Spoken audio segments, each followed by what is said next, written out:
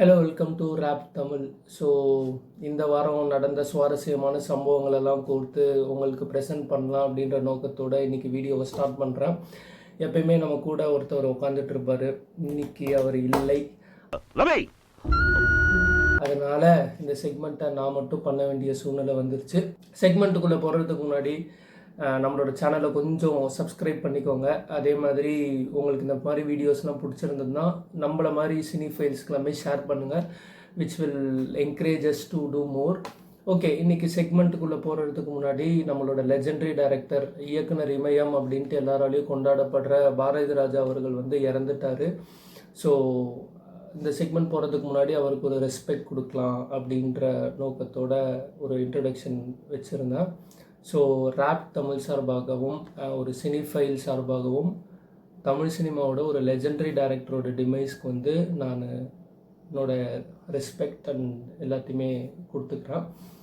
Okay, so இந்த week வந்து நிறைய சம்பவங்கள் நடக்கலனாலும் சில முக்கியமான நிகழ்வுகள்லாம் நடந்துச்சு, அதை பேசலாம். ஸோ ஃபஸ்ட்டு வந்து பார்த்திங்கன்னா பாரதி ராஜா அதுலேருந்தே ஸ்டார்ட் பண்ணிடலாம். இயக்குனர் இமயம் அப்படின்ட்டு போற்றப்படக்கூடிய பாரதி ராஜா அவர்கள் 42 படங்களை வந்து இயக்கியிருக்காரு. அவருடைய ஃபஸ்ட்டு படம் வந்து பார்த்திங்கன்னா ரெவல்யூஷனலைஸ் பண்ணிருச்சு மொத்தமாக தமிழ் சினிமாவை மட்டும் இல்லாமல் இந்தியன் சினிமாவையே. 16 வயது நிலை featuring Sridevi, Kamal Haasan and Rajinikanth. So அந்த மாதிரி ஒரு படம் வந்து அதுக்கு முன்னாடி வரல. அது வந்து ஒரு என்ன சொல்கிறது, ஒரு மாதிரி ஒரு கல்ச்சுரல் ரெவல்யூஷனாக இருந்தது அந்த படம். ஏன்னா அந்த படம் வந்து பார்த்திங்கன்னா ஹீரோயினை மையப்படுத்தின படமாக இருக்கும். அது மட்டும் இல்லாமல் மேல் கேரக்டர்ஸுக்கெல்லாம் அவ்வளோ இம்பார்ட்டன்ஸ் இல்லாமல் ஃபீமேல் கேரக்டருக்கு இம்பார்ட்டன்ஸ் கொடுத்து தான் அந்த படம் ஃபுல்லாக இருக்கும். கமல்ஹாசன் வந்து பார்த்திங்கன்னா படத்தில் வந்து ஹாஃப் நெக்டாக தான் இருப்பார் படம் ஃபுல்லாக. ஸோ அப்போ வந்து அவர் ஒரு எமர்ஜிங் ஸ்டார். ஸோ அந்த மாதிரி ஒரு எமர்ஜிங் ஸ்டார் வச்சுட்டு அந்த மாதிரி ஒரு ரோல் கொடுத்து, ஸோ இது வந்து ஒரு like it changed every thing. ஏன்னா அதுக்கு முன்னாடி வரைக்கும் சினிமாலாம் எப்படி இருக்குன்னா செட் போட்டு தான் எடுப்பாங்க. பட் 16 வயது நிலையிலேருந்து தான் ஒரு ட்ரெண்ட் செட் ஆச்சு. என்னதுன்னா கிராமங்களை நோக்கி கிராமத்தில் ஆன் த ஸ்பாட்டில் போய் படம் எடுக்கிறது, அந்த செட்டெல்லாம் விட்டு வெளியில் வந்து நேச்சுரல் லொக்கேஷனில் வந்து எடுக்கிற அந்த ட்ரெண்டை வந்து செட் பண்ணது வந்து பாரதி ராஜா அவர்கள் தான். ஸோ 16 வயது நிலை, அதே பாரதி ராஜா கமல்ஹாசன் காம்போ வந்து சிகப்பு ரோஜாக்கள்னு ஒரு படம். இன்றைக்கி நம்ம அமெரிக்கன் சைக்கோ டெம்ப்ளேட்ஸ்லாம் நம்ம நிறையா பார்க்குறோம் இல்லையா.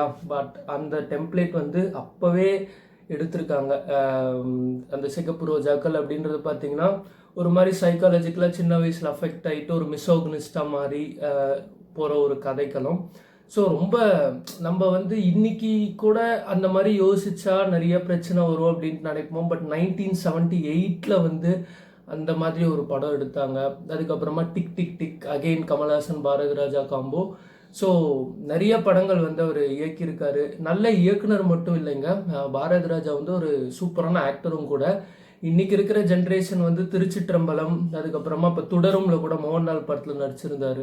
ஸோ அதெல்லாம் வச்சு சொல்லலாம். பட் முதல்ல அவர் ஆக்டராக எப்படி அறியப்படுறாரு, எந்த படம் மூலமாக அறியப்படுறாருன்னா மணிரத்னமோட ஆயுத எழுத்து படம். அந்த படத்தில் அவர் வில்லனாக போர்ட்ரே பண்ணதுலாம் செம ரெஸ்பான்ஸ். ஸோ அதுக்கப்புறமும் நிறைய படங்கள் வந்து நடித்தார். இப்போ ரீசெண்டாக மெமரபிள் பர்ஃபார்மன்ஸ் எதுன்ட்டு பார்த்தீங்கன்னா திருச்சிற்றம்பலம், தொடரும், அதுக்கப்புறமா குரங்கு பொம்மையில் கூட ரொம்ப நல்லா நடிச்சிருப்பார். ஸோ இந்த எல்லாமே அவருடைய ஒரு என்ன சொல்கிறது மகுடம் அப்படின்ட்டு சொல்லலாம். அதே மாதிரி பார்த்திங்கன்னா ரீசெண்டாக ஒரு ஆர்டிக்கலில் நான் படிச்சிருந்தேன். முதல் மரியாதை அப்படின்ட்டு அவரோட டைரக்ஷனில் சிவாஜி கணேசன் அவர்களும் ராதா அவர்களுமே சேர்ந்து நடித்த படம். அந்த படத்தில் கூட இந்த ஒரு பாட்டு ரொம்ப ஃபேமஸாக இருக்கும், அந்த வெட்டி வேர் வாசம் அப்படின்ற ஒரு பாட்டு ரொம்ப ஃபேமஸாக இருக்கும் இல்லையா. ஸோ அந்த படத்தை பிஹைண்ட் த ஸ்க்ரீன் என்ன ஆச்சு அப்படின்ட்டு ஒரு இன்ட்ரெஸ்டிங்கான ஒன்று படித்தேன். அது இந்த டைம் வந்து நம்ம வியூவர்ஸ்கிட்ட ஷேர் பண்ணிக்கிட்டு அது கரெக்டாக இருக்குன்றதால ஷேர் பண்ணுறேன். ஸோ என்ன இருக்குன்னா, முதல் மரியாதை படத்தோடைய கதை வந்து பார்த்திங்கன்னா ஒரு old age man is in love with young woman. So அந்த ரிலேஷன்ஷிப்பை பேஸ் பண்ண கதை தான் இது. ஒரு ரஷ்ய எழுத்தாளர் வந்து ஒரு புகழ்பெற்ற ரஷ்ய எழுத்தாளர், அவரோட பேர் எனக்கு மறந்துடுச்சு ஆக்சுவலாக. ஸோ அவருக்கும் இந்த மாதிரி ஒரு யங் உமனோட ரிலேஷன்ஷிப் இருந்தது. ஸோ அந்த ஒரு இதை பேஸ் பண்ணி தான் இந்த கதையை வந்து பாரதி ராஜா எழுதுறார், முதல் மரியாதை அப்படின்ற அந்த படத்தை. ஸோ அப்படி எழுதுகிறப்ப என்ன ஆகுதுன்னா, இந்த கதையை வந்து சொல்கிறப்ப அன்னைக்கு இண்டஸ்ட்ரியில் இருந்த நிறைய நல்ல ஸ்க்ரீன் பிளே ரைட்டர்ஸ் எல்லாருமே என்ன சொல்கிறாங்கன்னா, திஸ் மூவி வில் ஃப்ளாப், இது வந்து பண்ணாத, இது வந்து நம்ம ஆடியன்ஸுக்கு வந்து ஏற்றுக்க மாட்டாங்க, இதில் நிறையா கல்ச்சுரலான ரெசிஸ்டன்ஸ்லாம் வரும், இது வேணாம் அப்படின்ற மாதிரி சொல்கிறாங்க. பட் பாரதி ராஜா வந்து அதை எல்லாத்தையுமே பொருட்படுத்தாமல் தைரியமாக இந்த கதையை போயிட்டு நடிகர் திலகம் சிவாஜி கணேசன் கிட்ட பிச் பண்ணுறாரு, அண்ட் ராதா கிட்ட சொல்லி படமாகவே எடுத்து முடிச்சிடுறாரு. தென் டிஸ்ட்ரிபியூட்டர்ஸ் எல்லாருக்குமே போட்டு காட்டினப்புறமும் கூட அவங்க என்ன சொல்கிறாங்கன்னா, இல்லைப்பா இந்த படம் தேராது, இதை விட்டுருங்க அப்படின்ற மாதிரி சொல்கிறாங்க.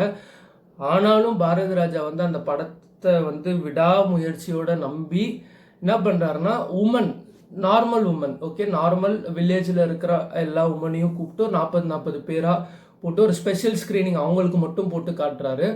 அப்படி போட்டு காட்டிட்டு அவங்களுக்கு வந்து அந்த படம் முடிகிறப்ப என்ன பண்ணுறாருன்னா, ஒரு A4 ஷீட் பேப்பரை கொடுத்து இந்த படத்தை பற்றிய தங்கள் கருத்து என்ன அப்படின்ட்டு ஒரு கொஸ்டினோட கொடுக்காரு, ஒரு ஓப்பன் எண்டட் கொஸ்டினாக. ஸோ எல்லாருமே பார்த்தீங்கன்னா, அவ்வளோ பேரும் அந்த கிராமத்தில் எழுத தெரிஞ்ச எல்லாருமே பார்த்தீங்கன்னா அந்த படத்தை பற்றின ஒப்பீனியன்ஸ் வந்து எழுதுகிறாங்க. 99% வந்து பார்த்தீங்கன்னா பாசிட்டிவ் ரெஸ்பான்ஸ். அந்த லெட்டர்ஸ் அதெல்லாம் வச்சு தான் பாரதி ராஜா என்ன பண்ணுறாருன்னா, this film will become a hit அப்படின்னு சொல்லிட்டு தைரியமாக ப்ரொசீட் பண்ணுறாரு. அண்ட் ரிசல்ட் வந்து பார்த்தீங்கன்னா, this movie went on to become a blockbuster. So Sivaji கணேசன்லாம் பார்த்தீங்கன்னா அப்போ ஒரு சீனியர் ஆக்டர் ஆகிட்டார். அவர் அந்த டைமில் கமல், ரஜினி, விஜயகாந்த் டாமினேட் பண்ணிட்டு இருந்தாங்க. ஸோ அவரை வந்து எல்லாம் மறந்துட்டாங்க, அவரால் சோலோவாக ஹிட்லாம் கொடுக்க முடியாது அப்படின்ட்டு இருந்த அந்த டைமில் முதல் மரியாதை மாதிரியான ஒரு படத்து மூலமாக ஒரு பெரிய பிளாக் பஸ்டர் வந்து பாரதி ராஜா டெலிவர் பண்ணார். இதை நான் ஏன் வந்து இவ்வளோ சிக்னிஃபிகண்ட்டாக சொல்கிறேன் அப்படின்ட்டு சொன்னால், அந்த காலத்துலேயே ஆடியன்ஸ் தான் சினிமா, டிஸ்ட்ரிபியூட்டர்ஸோ இல்லைனா 4 ரிவ்யூவர்ஸோ சினிமாவை டிசைட் பண்ணுறவங்கள, ஆடியன்ஸ் தான் ரியல் பாஸ் அப்படின்றத நம்பி அந்த ஆடியன்ஸ்க்காக ஒரு படத்தை அவங்களுக்கு எக்ஸ்க்ளூசிவாக ஸ்க்ரீன் பண்ணி அவங்களுடைய கருத்தை கேட்டுட்டு அதுக்கப்புறமா தைரியமாக அவர் போனார் இல்லையா, அது எல்லாமே ரொம்ப பெரிய விஷயம். ஸோ அதுக்கு வந்து ஒரு பெரிய salutes. And yes, this is all about Bharathi Raja. And அவரை இன்ஸ்பிரேஷனாக வச்சு இன்னும் நிறைய பேர் அந்த மாதிரி நல்ல நல்ல படங்கள்லாம் எழுதணும், அந்த ஃபேன்ஸோடைய அந்த ரசனையை வந்து இன்னும் ஒரு படி மேலே கொண்டு போகணும் அப்படின்றது தான் என்னோட விஷ் எல்லாமே. ஓகே, அதுக்கப்புறம் பார்த்தீங்கன்னா நெக்ஸ்ட் அப்டேட் வந்திருக்கு. என்னதுன்னா, ஜெயிலர் படத்தோடைய ரீஷூட். ஏன்னா ஒரு 2 monthsக்கு முன்னாடி ஜெயிலர் படம் வந்து இட்ஸ் டான் அப்படின்ட்டு போட்டிருந்தாங்க. ஆனால் நேற்று 2 days ago I found a tweet saying that 25 days of reshoot is happening for Jailer. So reason என்னன்னு தெரில. நிறைய பேர் என்ன சொல்கிறாங்கன்னா, கண்டிப்பாக கதையில் ஏதோ ஒரு மேஜரான ஒரு கதையிலே சேஞ்ச் இருக்கணும், அதனால தான் 25 days ரீஷூட்டிங் இருக்குது அப்படின்ட்டு சொல்கிறாங்க. இது ஒரு ரீசனாக இருக்குது. இன்னும் சில பேர் என்ன சொல்கிறாங்கன்னா, இந்த படத்தோடைய அந்த ஃபைனல் காப்பி போடுறப்ப ஆக்ஷன் சீன்ஸ், ரஜினி சார் பண்ண அந்த ஆக்ஷன் சீன்ஸ் எல்லாமே பார்த்தீங்கன்னா அவ்வளோ கன்வின்சிங்காக இல்லைன்றதால இன்னும் கன்வின்சிங்காக இருக்கிற மாதிரி எடுக்கலாம் அப்படின்ட்டு பிளான் பண்ணியிருக்காங்கன்ற மாதிரி சொல்கிறாங்க. இதில் எது உண்மை அப்படின்ட்டு அஃபிஷியலான ஸ்டேட்மெண்ட்ஸ் எதுவுமே வரல. பட் 25 days ரீஷூட் இருக்குன்ட்டு மட்டும் சொல்லியிருக்காங்க. இதில் என்னோட ஒப்பீனியன் என்னது அப்படின்ட்டு பார்த்தீங்கன்னா, இப்போ பட்ஜெட் வந்து பார்த்தீங்கன்னா ஏறிக்கிட்டே போகுது. ஒரு படத்தை 45 daysல முடிக்கிறோம் அப்படின்னா அதில் முடித்து அந்த 45 daysல ரேப் பண்ணி போஸ்ட் ப்ரொடக்ஷன் ஒரு 2 months போயிட்டு வெளியில் வந்ததுன்னா எல்லாருக்குமே லாபமாக இருக்கும். ஆனால் இந்த மாதிரி அன்பிளான்டாக சில விஷயங்கள் நடக்கிறதால என்ன ஆகுதுன்னா, அது ப்ரொடியூசருக்கும் ஒரு பெரிய பாரமாக போகுது. ப்ளஸ் இது படத்தையே வந்து அஃபெக்ட் பண்ணும். ஏன்னா ஒரு ரிலீஸ் டேட்டை நீங்கள் சொல்லிவிட்டு அந்த ரிலீஸ் டேட்டுக்கு முன்னாடி இவ்வளோ குழப்பங்கள் நடந்ததுன்னா அது ஆட்டோமேட்டிக்காக படத்தோட அவுட்புட்லேயுமே ரிஃப்ளெக்ட் ஆகும். அண்டு ரஜினி சார் வந்து அவர் ஒரு லெஜண்ட். அப்படியாப்பட்ட லெஜண்ட் வந்து என்னதான் அவர் லெஜெண்டாக இருந்தாலும் ஏஜ்ன்றது எல்லாருக்குமே ஏஜிங் ஃபேக்டர்னு ஒன்று இருக்குது. ஸோ இந்த ஏஜில் வந்து ரொம்ப ரிஸ்கியான ஸ்டன்ஸோ இல்லை ஒரு ஆக்ஷன் சீக்வன்ஸ் நிறையா இருக்கிற படத்துலையோ நடிக்கிறது வந்து அவர் கம்மி பண்ணிக்கலான்றது வந்து என்னோட ஹம்பிள் ஒப்பீனியன். ஏன்னா ஜெயிலர் படத்துலையும் சரி, இல்லை ரீசெண்டாக ஒரு தர்பார், அவருடைய ரீசன்ட் ஃபிலிம்ஸ் எல்லாத்துலேயுமே பார்த்தீங்கன்னா ஆக்ஷன் சீன்ஸ் பார்க்குறப்ப ரொம்ப ஏன் அவர் இவ்வளோ கஷ்டப்பட்டு பண்ணுறாரு, அது கன்வின்சிங்காகவே இருக்காது நமக்கே. ஸோ அப்படி இருக்கிற சூழ்நிலையில் அகெயின் அவர் ஜெயிலர் 2ல் இதை பண்ணுறது வந்து அது படக்குழுக்கு ஒரு பாதிப்பாக இருக்குதுன்ட்டு சொல்கிறாங்க.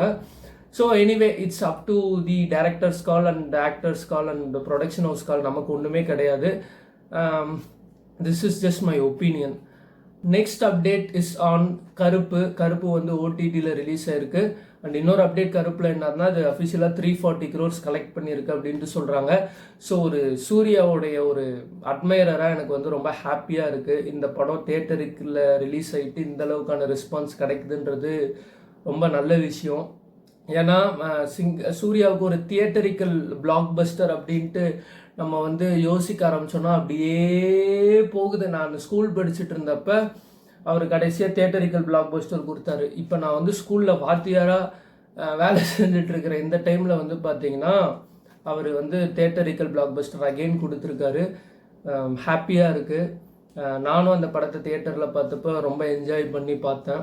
நல்லா இருந்தது. அந்த ஓடிடிலையும் வந்து ஓடிடி ரிலீஸையும் எல்லாருமே பாராட்டிகிட்டு இருக்காங்க. இந்த படம் வந்து இவ்வளோ பெரிய சக்ஸஸ் ஆனதுக்கு காரணம் வந்து பார்த்திங்கன்னா எல்லா டிபார்ட்மெண்ட்டுமே நல்லா தான் இருந்தது படத்தில்.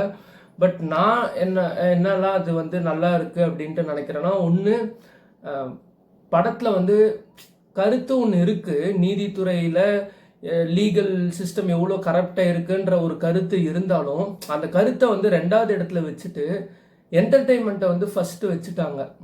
ஸோ அந்த ஹீரோயிசம், அந்த மாஸ் மூமெண்ட்ஸ், அதுக்கப்புறமா அந்த மியூசிக், இது எல்லாமே பார்த்திங்கன்னா ஒரு என்டர்டெயின்மெண்ட்டாக அப்படியே நல்லா அப்படியே கொண்டு போயிட்டு இருந்தது. அப்படியே கீழே ஒரு லேயராக அவங்க சொல்கிற கருத்தை வந்து வச்சாங்க. அப்புறமா ஷார்ப்பான டைலாக்ஸ் எல்லாமே இருந்தது. அப்புறம் பண்ணிட்டு கோர்ட்டுக்கு வர்றது இல்லை, கோர்ட்டுக்கு வர்றதே ஒரு தண்டனை தான் அப்படின்ற ஒரு டைலாகாக இருக்கட்டும். அதே மாதிரி இங்கே தோக்குற கடைசி மனுஷனா நானாக தான் இருப்பேன் அப்படின்ற ஒரு டைலாகாக இருக்கட்டும். அந்த மாதிரி ரொம்ப பவர்ஃபுல்லான டைலாக்ஸ்லாம் அந்த படத்தில் வந்து இருந்தது. அதே மாதிரி பார்த்தீங்கன்னா ஃபைட் சீக்வன்ஸ் அளவாக வச்சுருந்தாங்க. இப்போ ஃபைட்டை நான் காட்டுறேன் பாருன்ட்டு இல்லாமல் எங்கே தேவையோ ஒரு ப்ராப்பராக அந்த இடத்துல ஒரு நல்ல ஆக்ஷன் பிளாக் வச்சு அதுக்கேற்ற மியூசிக்லாம் போட்டு நல்லா கொண்டு போயிருந்தாங்க. ஸோ அந்த படம் வந்து ஹிட் ஆகிறதுக்கான எல்லா ஃபேக்டர்ஸுமே அவங்க கரெக்டாக வச்சுட்டதுனால அது நல்லா கிளிக் ஆகிடுச்சு. ஆனால் நான் வந்து ஜென்யூனாக சொல்கிறேன், இந்த படத்தோடைய அனௌன்ஸ்மெண்ட் வந்தப்போ எனக்கு நல்லா ஞாபகம் இருக்குது. ஏஆர் ரகுமான் தான் மியூசிக் போட்டதாக இருந்தது. அதுக்கப்புறம் அவர் இல்லைன்னு சொல்லி தான் சாய் அபயங்கரை வந்து போட்டாங்க. சாய் அபயங்கர் வந்து மியூசிக் டைரக்டரை ஃபஸ்ட்டு இன்ட்ரடியூஸ் ஆனது கருப்பில் தான். அதுக்கப்புறம் தான் பார்த்தீங்கன்னா அடுத்தடுத்த ப்ராஜெக்ட்டுக்கெலாம் அவர் சைன் பண்ணாங்களே ஒழிய ஃபஸ்ட்டு ஒரு ஃபீச்சர் ஃபிலிமில் அவர் மியூசிக் டைரக்டராக அனௌன்ஸ் பண்ணது வந்து கருப்பு டீம் தான். அதுக்கு வந்து சூப்பராக அவர் ஜஸ்டிஃபை பண்ணியிருக்காரு இந்த படத்தில். அதே மாதிரி நான் ஜென்யூனாக சொல்கிறேன், ஆர்ஜே பாலாஜி இந்த படத்தை டைரக்ட் பண்ணுறாரு. அந்த படத்தோட டீசர் அதெல்லாம் பார்த்தப்ப இந்த படம் தேராது, ஒரு எதற்கும் துணிந்தவன் படத்தோட 2வது பார்ட் மாதிரி இருக்கும் அப்படின்னு நினச்சேன். பட் சர்ப்ரைசிங்லி எல்லாரோட வாய், என்னோட வாய் எல்லாத்தையும் அடைச்சிட்டு அவர் ஒரு சூப்பரான படத்தை கொடுத்துருக்காரு. And I wish Suriya should continue this theatrical streak in is upcoming. அது ஏதோ ஒரு படம் வந்தது, அந்த படத்தோட டைட்டில் நம்ம விஸ்வநாதன் சன்ஸ். ஸோ அதோட அவர் கண்டினியூ பண்ணணும் அப்படின்ட்டு நான் நினைக்கிறேன். இந்த ஆர்ஜே பாலாஜி தொடர்ந்து இந்த மாதிரி நல்ல ஜாலியான படங்களை கொடுத்துட்டு இருக்கணும். தட்ஸ் ஆல் அபவுட் கருப்பு.